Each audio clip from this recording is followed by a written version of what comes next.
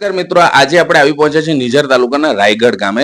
નિઝર તાલુકામાં ક્યાંક ને ક્યાંક મનરેગામાં મોટા પાયે ગેરરીતિના આક્ષેપો થયા છે, ત્યારે રાયગઢ ગામે પણ એ જ મુદ્દો ગાજ્યો છે, મનરેગામાં ગેરરીતિ. અને એ આક્ષેપ કરનાર બીજું કોઈ નહીં, રાયગઢ ગ્રામ પંચાયતના વોર્ડ નંબર 3 ના સભ્યશ્રીએ જ આક્ષેપ કર્યો છે. પોતે અરજદાર બનીને માહિતીનો અધિકાર માંગ્યો છે અને આરટીઆઈ કરી છે. આરટીઆઈ ગ્રામ પંચાયતમાં કરવામાં આવી, તલાટીશ્રીએ પૂરતી માહિતી આપી નહીં.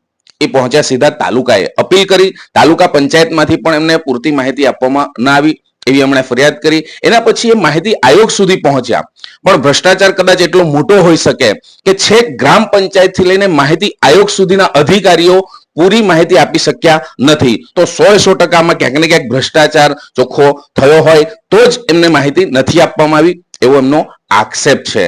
જ્યારે જોઈએ નિઝર તાલુકામાં મનરેગામાં અલગ અલગ ગામડાઓમાં ભૂતકાળમાં પણ ફરિયાદો થઈ છે, ત્યારે રાયગઢ ગામમાં કેટલો ભ્રષ્ટાચાર થયો છે, શું થયો છે, એ પૂરી માહિતી આરટીઆઈ દ્વારા એમને મળે અરજદારને, ત્યારે જ આખો ભોપાળું બહાર આવે એવી શક્યતા છે.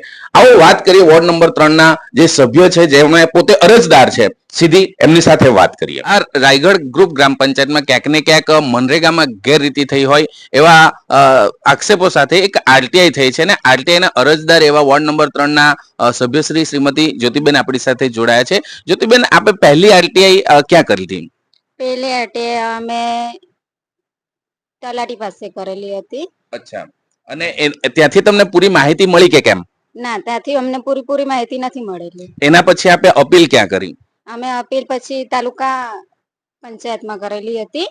ત્યાંથી પણ અમને અપીલ કઈ આપવામાં નથી આવી. ત્યાંથી પણ પૂરી આપને જે જોઈતી હતી માહિતી મળી નથી. એના પછી આપ આગળ ક્યાં ગયા?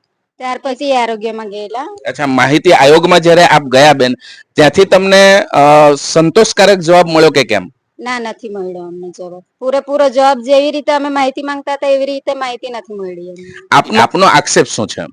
અમે મનરેગામાં ઘણી એવી ખબર પડેલી છે કે જેના અમારી પાસે મતલબ સબૂત બી છે કે આ વસ્તુ અમારી પાસે છે ને આ કામો થયેલા નથી એમ.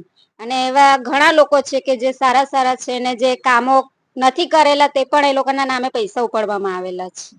ના કામમાં બેન ક્યાંક ને ક્યાંક આક્ષેપ છે આપનો કે જે વ્યક્તિ હાજર નથી, જે લોકો સદ્ધર છે એવા લોકોના પણ મસ્ટરમાં નામ ચડી જાય છે, એ આપનો આક્ષેપ, અને આપની પાસે સબૂત પણ છે, આપ કહી રહ્યા છો. એ સિવાય ગામમાં વિકાસના કામોમાં પણ કોઈ ભ્રષ્ટાચાર થયો હોય એવું આપની જાણમાં ખરું? ગામમાં એવા ઘણા કામો છે જેમાં કે કામો થતા નથી ને એ કામોના પૈસા ઉપાડી લેવામાં આવે છે. મતલબમાં કે પંચાયતમાં બી ભ્રષ્ટાચાર થતો જ છે, નથી થતો એમ નથી. કે જે વ્યક્તિ જે ફળિયામાં કામો થતા નથી તે ફળિયામાંથી બી પૈસા ઉપાડી લેવામાં આવેલા છે. એવા ઘણા કામો છે. ગ્રુપ ગ્રામ પંચાયત રાયગઢ ખૂબ મોટી પંચાયત ગણાય, અને છેવાડાના નિઝરની વાત છે. અત્યારે આપ જણાવી રહ્યા છો કે પહેલી આપે અરજી આરટીઆઈ ને અહીંયા કરી છે ગ્રામ્ય કક્ષાએ, પછી તાલુકામાં, પછી જિલ્લામાં.